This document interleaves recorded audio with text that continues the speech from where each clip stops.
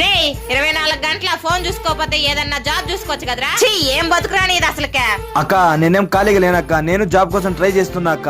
రే ఇదంతా అయ్యే పని కాదు కానీ నాకు తెలిసి ఫ్యాక్టరీ ఒకటి ఉంది, జరిపిస్తా పదా. అక్క నేను చదివి ఫ్యాక్టరీ పని అంటక్క, నేను చేయను. రే నీకు తిండి పెట్టి భరించడం నా వల్ల కాదు. నేను చెప్పినట్టు తినే పని అయితే నువ్వు ఉండు, లేదా వెళ్ళిపోవచ్చు. సరే అక్క, నువ్వు చెప్పినట్టు లాభానికి వెళ్తా, రాక వెళ్దాం.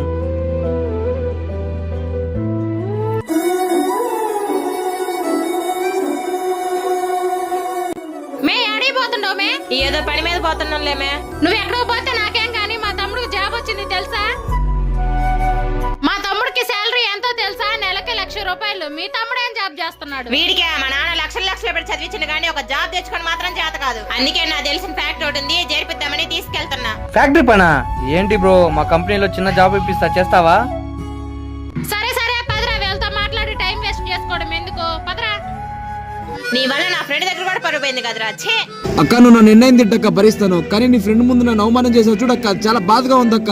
సొంత తమ్ముడికి సపోర్ట్ చేయనప్పుడు ఇంక పక్కన వాళ్ళు చేస్తారా అక్క? ఈ వీడియో నచ్చినట్లయితే లైక్ చేసి సబ్స్క్రైబ్ చేసుకోండి. నెక్స్ట్ వీడియోతో కలుద్దాం.